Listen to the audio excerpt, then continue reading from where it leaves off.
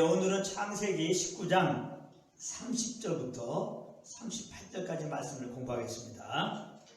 오늘 본문은 롯이 소알에 있는 것이 두려워서 두 딸을 데리고 산에 올라가서 함께 둘에 거주하게 되었는데, 어느 날 두 딸은 자기 아버지로 말미암아 후손을 이어가려고 롯에게 술을 마시게 하고는 두 딸이 차례로 동침하여서 각각 모압 조상인 모압, 그리고 암몬 자손의 조상인 베남미라고 하는 아들을 낳았다고 하는 그런 내용입니다.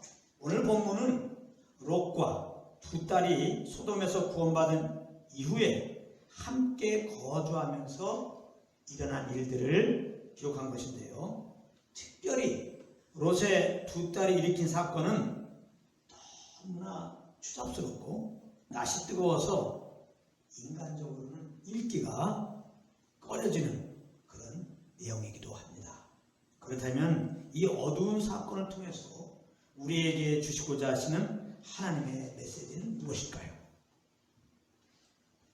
오늘도 복음의 관점으로 이것을 하나하나 공부하면서 하나님께서 우리에게 베푸신 그 구원의 은혜가 얼마나 큰 것인 것을 알고 더욱 감사와 기쁨으로 주님만 예배하는 우리들의 삶이 되기를 소망합니다. 그럼 먼저 30절부터 살펴보도록 하겠습니다. 30절에 보면은 롯이 소알에 거주하기를 두려워하여서 두 딸과 함께 소알을 떠나 산에 올라가서 불에서 거주하였다, 이렇게 말씀하였는데요. 여기 보면 롯이 소알에 거주하기를 두려워하여서 산에 올라갔다고 했습니다. 17절에 보면은 천사들이 소돔에서 롯을 이끌어낸 다음에 산으로 도망갈 것을 이미 얘기한 바가 있었습니다. 그 사람들이 그들을 밖으로 이끌어낸 후에 이르되 도망하여 생명을 보존하라. 돌아보거나 들에 머물지 말고 산으로 도망하여 멸망함을 면하라. 이렇게 말했어요. 그런데 그때 롯은 산에까지 가다가 재앙을 만나서 죽을 수도 있으니까 가까운 소알로 도망하도록 그렇게 요청했습니다. 롯은 산에 가는 것보다 소알이 더 안전하다고 생각했기 때문에 그렇게 요청한 것입니다. 그러자 천사들은 롯의 요청을 받고 소알로 도망하기를 허락했고, 그래서 롯은 소알에 거주하게 되었던 것인데요. 그러므로 소알에 거주하는 롯은 소돔의 심판에서부터 후원도 받았고 자기가 원했던 곳에 왔으니까 당연히 평안하고 행복한 삶을 살고 있어야 할 터인데, 오늘 본문을 보면 어찌된 일인지 롯이 소알에 거주하기가 두려워서 하나님이 애초에 천사들을 통하여 말씀하였던 산으로 올라갔다고 그렇게 말씀하고 있습니다. 아마도 롯은 소돔의 멸망을 보면서 그런 심판이 혹 소알에도 임할 것에 대한 두려운 생각이 들었던 것 같습니다. 자, 그렇다면 이것은 우리에게 무엇을 말해줍니까? 하나님의 은혜로 구원을 받은 우리들은 하나님이 주신 말씀과 그 인도하심을 따르는 것이 주님이 주신 평안과 행복함을 유지하는 길이지, 그 하나님의 인도하심 앞에서 우리 소견에 옳은 대로 선택하고 판단해서 움직이는 것은 아니라는 것입니다. 잘못된 것이라는 겁니다.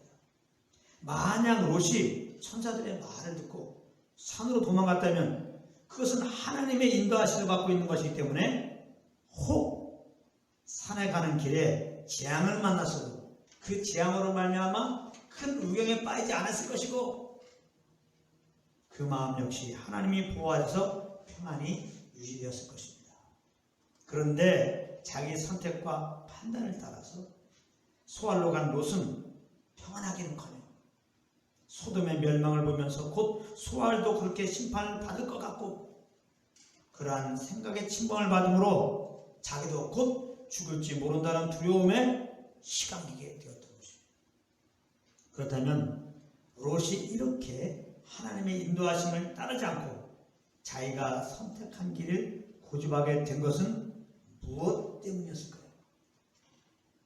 그것은 하나님보다 자기 자신을 더 신뢰하고 있었기 때문에 그런 것입니다. 그런데 그 열매가 무엇입니까? 두려움입니다. 염려와 근심과 걱정입니다. 이것은 비단 롯에 국한된 얘기가 아닙니다. 바로 우리들의 일상에서 자주 경험하고 있는 일이기도 합니다. 성령 인도하심보다 우리의 고집을 따라 행하면 여러 가지 우리가 감당하지 못할 일들을 만나게 될 때, 특별히 재앙 같은 그러한 일들을 만나게 되면 다 우리가 책임지고 해결해야 되는 것이기 때문에 내 고집 따라서 하나님의 인도하심이 있는데도 불구하고 내가 선택하고 내가 판단한 일을 진행하면 그렇게 두려움과 염려와 근심에 빠질 수밖에 없는 것입니다. 그런데 여기서 한 가지 이런 생각을 우리는 할 수 있습니다. 롯이 소알에서 두려워하다가 결국 산으로 도망할 것을 하나님은 아셨을 텐데 왜 소알로 가겠다고 하는 요청을 드려주셨을까 하는 점입니다. 그것은 아무리 산으로 도망가라고 해도 소알에 가야 자기가 평안할 수 있다고 생각하고 있는 롯의 그 고집이 너무나 강렬했기 때문에 그런 것입니다. 그러나 이것은 롯에 대한 하나님의 포기를 말하는 것이 아닙니다. 그 반대입니다. 이것은 고집스러운 롯을 포기하지 않고 끝까지 사랑하시는 하나님의 사랑을 보여주는 장면입니다. 요한복음 13장 1절에 보면 하나님은 자기 사람들을 사랑하시되 끝까지 사랑하신다고 말씀하고 있습니다. 롯이 소알에서 두려움에 빠지고 걸어만 나달라라 하면서 산으로 도망할 때 어떤 생각을 했었겠습니까? 진작에 하나님의 말씀과 그 인도하심을 따를 걸, 그러면 이런 고생은 안 했을 텐데 정말 하나님의 인도함을 무시하고 내 고집 따라 살다가 죽을 뻔했구나.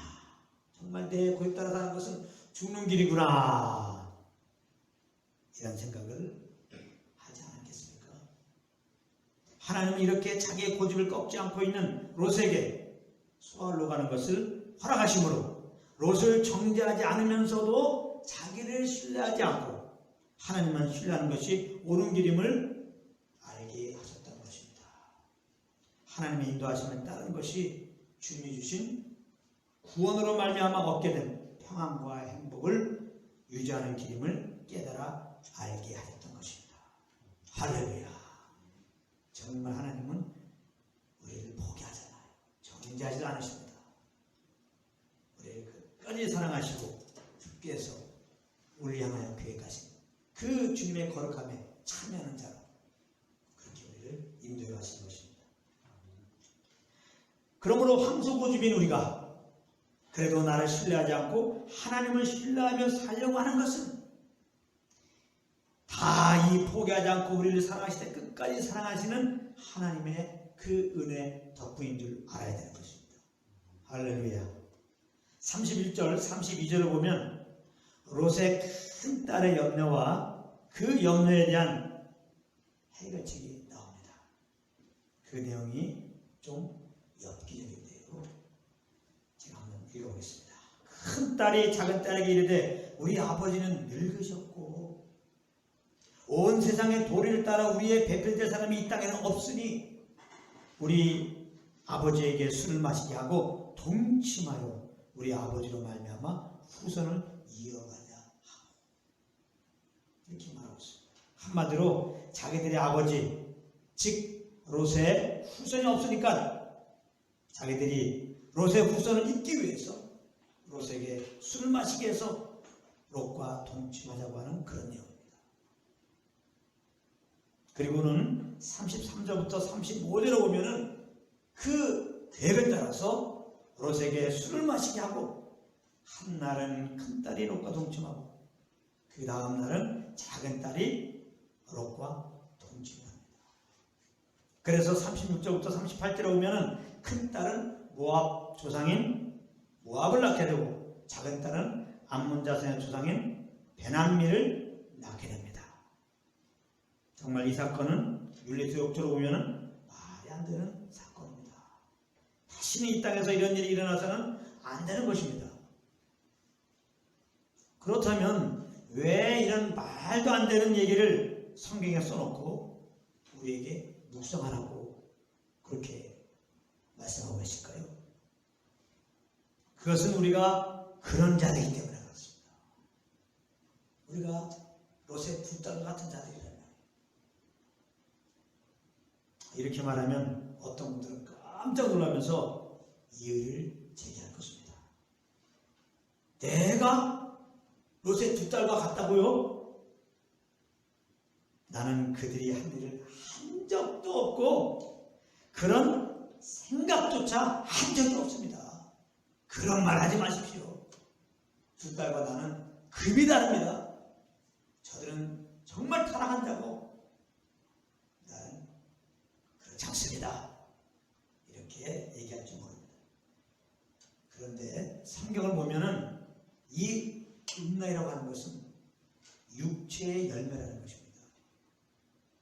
갈라디아서 5장 19절에 보면은 육체의 일은 분명하니 곧 음행과 더러운 것과 호색과 이렇게 말씀하고 있습니다. 그러므로 우리는 육체의 소욕을 쫓는 한 이런 일에서 자유할 수가 없다는 것입니다. 우리가 성령을 쫓지 않고 육체를 따르게 되면 그러므로 롯의 두 딸보다 얼마든지 더한 일도 행할 수가 있는 것입니다. 그래서 예수님을 구원받은 우리들은 성령을 쫓아 살아야 되는 거예요. 성령을 쫓아서. 그래야 육체의 욕심을 이루지 않는 것입니다. 좀 끔찍하잖아요. 야, 이 육체를 쫓다가는 롯의 두 딸과 같은 그와 방불한 추잡한 일을 행하시구나. 그러므로 하나님이 우리를 부를 때 우리가 성령을 쫓지 않고 육체를 쫓으면 그 모든 것이 하나님은 추잡한 일에 불과한 겁니다. 육체를 따라서 주님을 섬긴다고 하는 것도 마찬가지입니다. 롯의 두 딸이 추잡한 일을 벌인 거나 내 육체로 내 육신으로 내 의로 주님을 기쁘게 해드리겠다고 하는 거나 주님 보일 때는 추잡하기는 똑같은 것입니다. 이것을 깨닫는 은혜가 있길 바랍니다. 아시겠어요? 육체에 따라 행하지 말아야 되는 겁니다.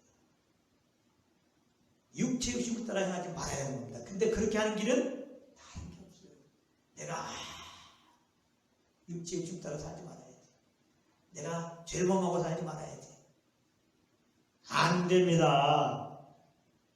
그렇게 살 수 있는 길 오직 우리 안에 계신 성령의 그 인도를 따르는 길밖에 없는 겁니다. 그래서 예수님을 구원받은 우리들은 정말 주의 음성을 듣고 그분과 교통 속에 있어서 그분의 인도받는 것이 가장 중요한 거예요. 이거보다 우선하는 게 없어요. 그러므로 너희는 먼저 그 나라와 그 일을 구하라. 이 먼저 삶의 우선순위를 말하는 건데 먼저 그 나라와 그 일을 구하는 게 뭡니까? 주님의 음성을 듣는 겁니다. 그리고 그 성령을 쫓아서 행하는 것이 그 나라와 그 의를 구하는 것입니다. 그래서 하나님은 이 두 딸 사건을 통해서 구원을 받았음에도 여전히 육체의 속을 따르고 있는 우리를 보게 하시는 것입니다. 지금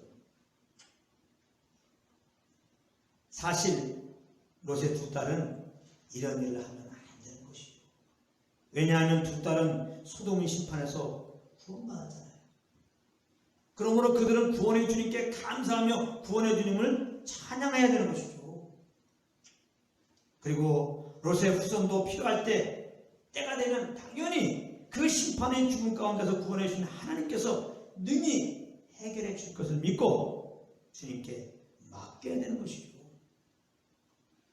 그런데 그들은 그렇게 한 것이 아니라 인간적인 생각으로 롯의 후손을 얻기 위해서 이렇게 추한 일을 벌인 것입니다.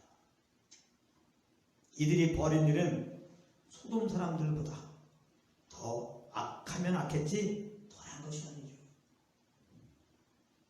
우리들도 마찬가지라는 것입니다. 우리는 죄와 허물로 죽었던 자들이에요. 본질상 진노의 대하들이었습니다. 그런 가운데 있던 우리들이 하나님의 그 크신 긍휼로 말미암아 예수 그리스도를 통하여 구원을 얻은 것입니다. 그렇다면 구원 이후에 우리는 어떻게 살아가는 것이 맞습니까? 구원의 주님만 높여야죠. 구원의 주님께 감사해야 되죠. 항상 이분의 영광을 위해 살아야 되는 거죠. 그게 마땅한 거죠. 우리가 당하는 여러 시험들도 우리를 구원하신 주님께서 능히 그것들을 다 해결해 주실 것을 믿고 염려와 근심 대신 다 주님께 맡기면 되는 거죠. 그래야 되는 거죠. 그런데 우리는 어떻습니까? 롯의 두 딸과 별다르지 않다는 것입니다. 모든 것을 주님께 맡기지 못합니다. 여전히 내 육체의 수욕을 따릅니다.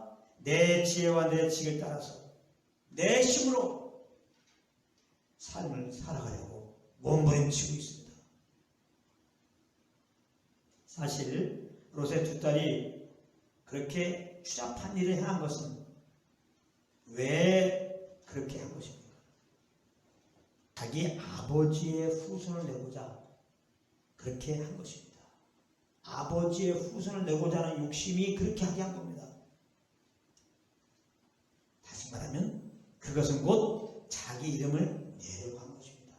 다 자기를 위하여, 자기 이름의 영광을 위하여 그렇게 한 것입니다. 이것이 바로 우리들의 현주소라는 것입니다. 우리 역시 여전히 내 욕망을 버리지 않고 내 이름을 위하여, 내 영광을 위하여 그렇게 우리의 지혜를 써서 내 힘을 다하여 내가 내 삶의 주인 되어 그렇게 살아가고 있다는 말입니다. 오늘 롯의 두 딸의 사건을 보면서 그것을 좀 알아는 거예요.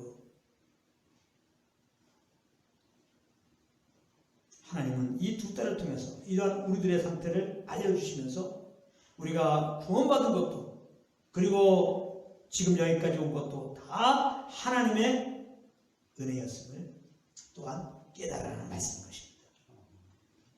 이것이 성경에서 말씀하고 있는 거예요. 모든 사람은 구제불능인 존재라는 겁니다. 죄덩이라는 겁니다. 죄덩이.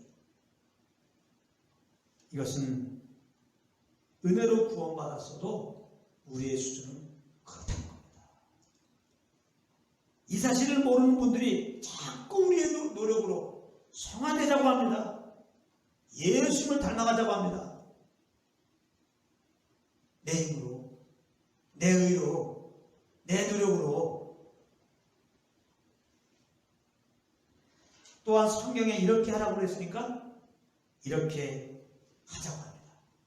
이렇게 하지 말라고 했으니까 이렇게 하지 말자고 얘기합니다. 그러나 우리가 알아야 할 것은 이러한 계명을 주신 것은 그렇게 우리가 함으로 우리가 그렇게 살지 못하는 존재임을, 죄덩어림을 깨닫게 하기 위해서 주신 것이라는 겁니다. 이렇게 성경은 여러 모양으로 인간의 무능과 한계를 드러내시면서 오직 하나님의 은혜로만 구원받을 수 있다는 것을 말씀하고 있는 겁니다. 이게 성경입니다. 구원받을 때뿐만 아니라 구원받은 이후에도 하나님의 은혜로만 구원에 합당한 삶을 살 수가 있다는 것입니다.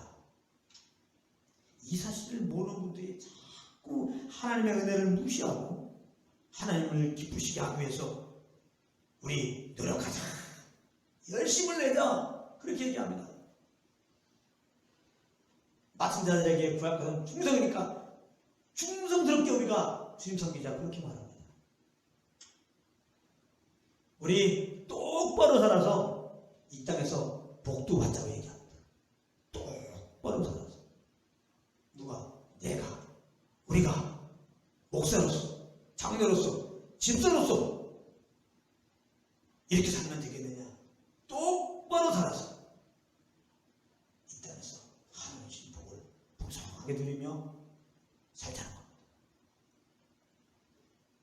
그런데 우리가 꼭 알아야 할 것은 그리스도 안에 있는 우리들은 그리스도로 인하여 우리가 아무 것이 한 것이 없어도 하나님이 우리를 모실 때 여전히 기뻐하신다는 겁니다. 할렐루야. 이거 꼭 아세요. 하나님을 기쁘게 드리기 위해서 우리가 열심히 살자. 절대로 하나님이 기뻐하도록 아무리 열심히 살아도 우리는 그렇게 못 사는 겁니다. 오히려 하나님 보실 때 기쁘게 살려고 마음을 다하고 노력하면 노력할수록 우리는 하나님이 기뻐하지 않는 그런 짓을 하고 있는 것입니다. 왜냐하면 우리 안에 죄가 있어 그래요. 이 죄성이 있어서. 여러분들의 힘으로 주님 따라 살려고 마음을 정하는 그 순간에 이 죄성이 막 올라와요. 그래서 여러분들의 그 마음의 소원과 달리 살도록 요구합니다. 우리는 연약해서 이 요구를 이길 수가 없어요. 그래서 여러분들이 주님을 섬기려고 하면 반드시 여러분들은 주님이 마음 아프게 하는 그런 자리에 여러분들은 가게 되는 겁니다.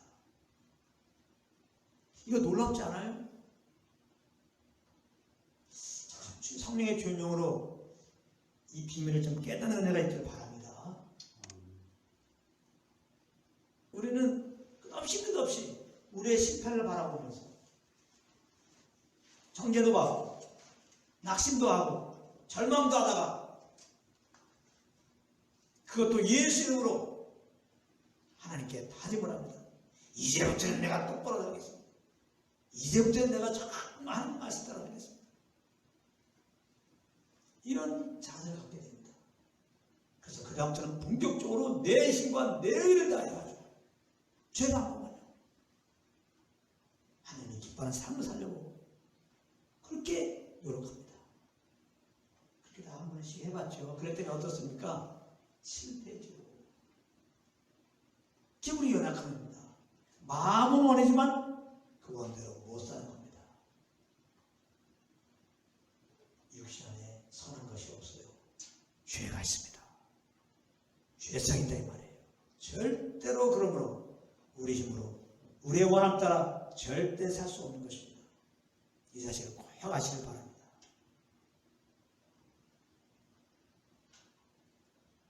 그러므로 우리가 주님을 무엇을 해서 기쁘게 드린다? 이거는 될 수가 없는 일인데 정말 복음의 관점으로 보면 예수 믿고 그리스도 안에 있으면 하나님이 그 아들을 기뻐하는 것처럼 우리를 기뻐하신다는 거예요. 할렐루야. 스바냐 3장 17절에 말씀하고 있죠. 하나님께서 믿는 우리들을 볼 때 정말 기쁨을 이기지 못하는 너무 기뻐서 그냥 기쁨을 이기지 못할 정도로 기뻐하신다는 거예요. 우리가 이 말 좀 이해하죠. 부모들은 그 자녀를 낳은 다음에 어때요? 너무 그냥 사랑스럽고 너무나 그냥 기쁘죠. 근데 그 자식은 뭐 하고 있습니까? 아무 때나 똥 싸고 있죠. 잘나고 그러면 그냥 우려제끼죠. 너무 그냥 사실 부모 입장에서는 피곤하게 만들죠. 부모들이 얼마나 할 일 많은데 이 자식이 태어나가지고 툭 한번 울고 말이지. 아무 때나 그냥 오이 먹고 아무 때나 똥 싸고 말이지. 그냥 피곤하게 만든단 말이에요. 그렇다고 부모가 그 자식을 보면서 아이고 그렇게 안 하죠. 내 사랑하는 아들, 내 기뻐하는 아들. 바로 그겁니다. 바로 그거예요. 세상 부모는 연약하기 때문에 아이가 조금 자라면서 쓸데없는 아이에 대한 욕심이 생기는 바람에 아이가 그 길 따라 못 살면 실망도 하고 진짜 비워도 하지만은 하나님 그렇지 않아요. 하나님 앞에 우리는 여전히 오줌 싸고 똥 싸고 하나님은 피곤한 존재예요. 피곤하게 하는 존재라고 인정하시기 바랍니다. 그런데 그런 모습을 볼 때 너무 낙망하지 마세요. 그리스도 안에서 나를 보시는 하나님을 보시란 말이에요. 복음으로 나를 보시란 말이에요. 그럼에도 불구하고 그리스도 안에 있는 우리들 하나님은 기뻐하신다는 거예요. 할렐루야. 그것이 바로 예수 믿는 우리들을 의롭다 하신다는 의미입니다. 의롭다. 무죄 선언이죠. 우리를 볼 때 항상 기뻐하신다. 항상 사랑하신다. 그걸 기억하시기 바랍니다. 지금 하나님 여러분들 보실 때 그 인상이 어떤 인상일 것 같습니까? 하나님 여러분들 지금 보실 때 가슴은 다 오늘 오다가 좀 승질내고 왔는데 오고 싸우고 왔는데 지금 나 염려미신 가운데 있는데 당연히 하나님 나를 보실 때 그 인상이 정말 답답한 인상을 쓰고 계시겠지? 복음으로 보게 되면 그렇지 않습니다. 그 아들을 정말 사랑한다 하고 기뻐하신다 하시는 그 하나님 정말 사랑하고 기뻐하는 그런 모습으로 우리를 바라보시는 거예요. 이것이 성령의 조명으로 깨달아지는 은혜가 있기 바랍니다. 그래서 하나님 앞에 똥오줌 싸고 그렇게 하나님 피곤하게 했는데 불구하고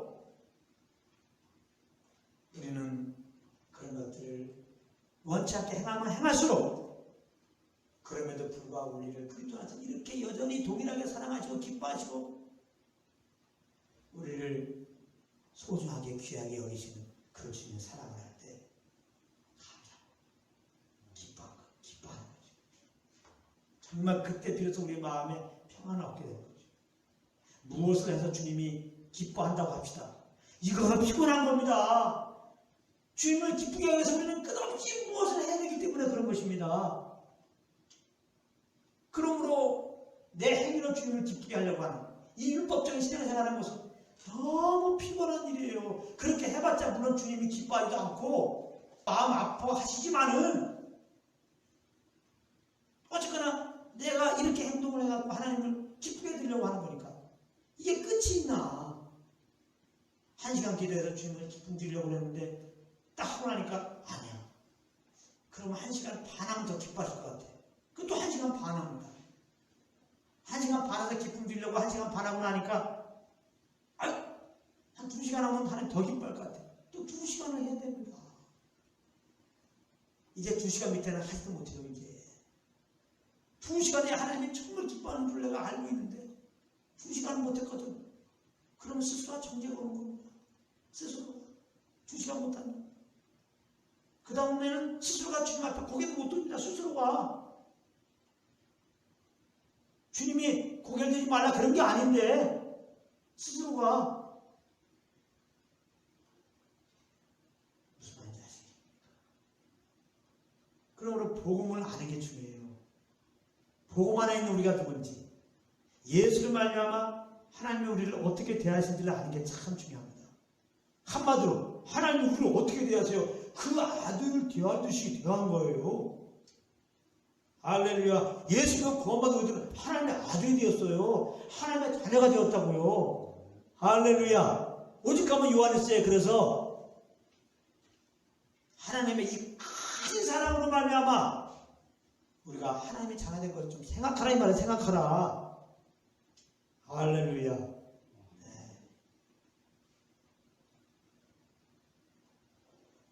우리가 주님을 기쁘게 해서 무엇을 할 것도 없어요. 무엇을 해갖고 하나님을 기쁘게 해줄 수도 없고 그렇게 할 이유도 없습니다. 그런 부담 다 내려놓으세요. 하나님은 너로 예수님을 구원받았더니 그리스도 안에 있는 우리를 보실 때 하나님이 내가 너를 사랑하노라. 내가 너를 기뻐하신다. 아멘. 그리고 믿는 자들은 이 땅의 복을 모아도 결코 얻을 수 없는 영생의 복을 이미 받은 자들입니다. 하늘의 신령한 복을 주셨다 그랬단 말이에요. 주셨다. 영생의 복보다 큰 게 어딨습니까? 이 땅의 복을 다 가졌다고 합시다. 그렇다고 주의 사랑 만나고 그렇다고 영생을 얻냐고요. 그렇다고 주에서 구원받냐 이 말입니다. 그렇다고 하나님 우리 아버지가 되냐고요. 그런 세상의 복을 우리가 다 가졌다고 하나님의 자녀가 되냐고요. 그렇다고 하나님의 심판을 안 받습니까? 이상의 복을 많이 받았다고 지옥 가지 않습니까? 그러나 하나님의 은혜로 예수 믿었다면 우리는 죄 용서받고 영생을 얻었어요. 구원받았다 이 말이에요. 하나님의 자녀가 되었어요. 하나님 우리 아버지가 되었어요. 우리는 그분의 자녀가 되었어요. 우리는 심판에 되지 않아요. 우리 영원 하나님 나라에 그것도 자녀로서 하나님의 상자로서 당당히 들어가게 되었어요. 할렐루야. 정말 이 복을 가진 것을 성령의 조문으로 안다면 이 땅에 썩어 없어질 복, 죽음과 함께 사라질 복, 어떻게 보면 나를 더 교만하게 하는 이 복 쳐다보지도 않습니다. 쳐다보지도 않아요. 당연히 복같이 여기지도 않습니다. 당연히 그런 것을 위해서 신앙생활을 하지 않습니다. 그러므로 여러분들이 똑바로 살려면 이 땅에 복 받으니까 똑바로 살라고 하는 이 다른 복음에 빠지지 않습니다. 한번 잘 살펴보세요. 우리는 예수님으로 영생의 복을 얻었어요. 한마디로 말해서 우리는 걱정할 게 없다는 거예요. 이 땅에 문제될 게 없다는 겁니다. 우리가 비록 남들보다 가진 게 없고 지혜가 부족하고 능력이 없었기라도 우리는 예수 믿음으로 영생을 얻었잖아요. 하나님은 자녀가 되었잖아요. 뭐가 문제야? 할렐루야. 네. 그러므로 우리는 이런 은혜를 베풀어 준 주님이 너무나 감사해서 성령의 감동 따라 주님을 따르는 것입니다. 주님을 섬기는 것입니다. 그렇게 해야 되는 거예요. 모쪼록 나의 연약함을 보면서 스스로 실망하거나 낙심하지 마시기 바랍니다. 그럴수록 우리를 정죄하지 아니하시고 보호하지 아니하시고 은혜로 우리를 구원하신 예수님,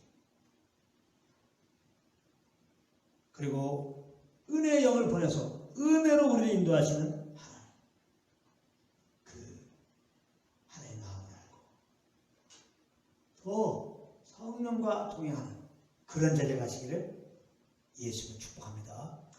그래서 평안 가운데 주님이 주시는 그 소원함을 따라 행함으로 이미 주님께서 우리에게 주신 그 주님의 평안과 행복을 누리면서 감사 기쁨으로 평생 이 예수 그리스도만을 위하여 예수 그리스도 그 이름만을 자랑하며